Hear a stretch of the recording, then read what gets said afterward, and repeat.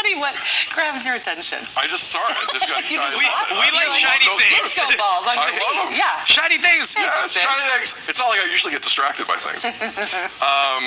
All right. Speaking of getting distracted, a lot of people kind of stop what they're doing and are focusing on City Hall right now. This proposed budget is wild. Potentially a 16.5% property tax hike in English.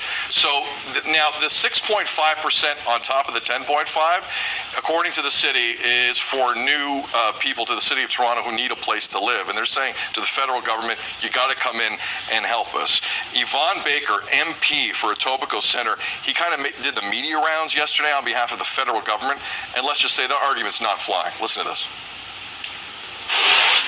For Olivia Chow to go out there, or some councillors to go out there and suggest that the Toronto MPs aren't fighting for Toronto or aren't delivering, or the federal government's not delivering, isn't that right lie? Okay, so everyone's heels, to continue the boot theme here, are being dug in. It's a serious issue. It needs to be dealt with. But the city are taking a pretty hard stance here on the feds. My question to both of you, because there's a lot of questions here, but I'm going to focus on the practicality of this. Is this going to work with this Liberal federal government? Is this a smart thing to do?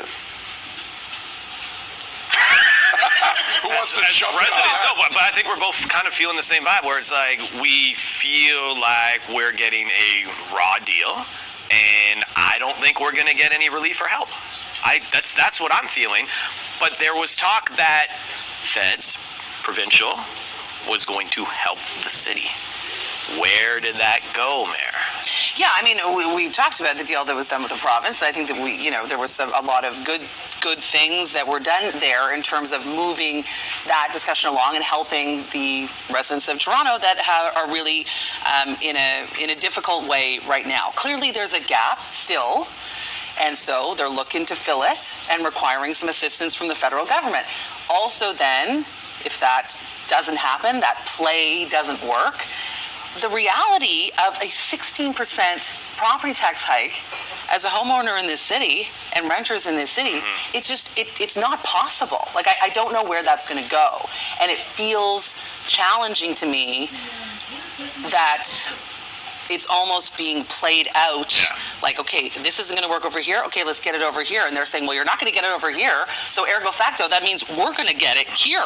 And I literally physically don't know how that's going to work for so many residents here in the city. I don't know. When I first heard these extra numbers, I started preparing myself. I started looking at my budget and saying, you're not the only one, man. I'm going to, I got a lot of texts. and I'm with you. Like, a lot of people are like, okay, I don't think we're going to get the relief, unfortunately, because the way this is playing out publicly, you're not going to see, there's certain people that are going to back down, and I think the city is the ones who are going to get screwed, to be honest with you. And how did the city get in this spot?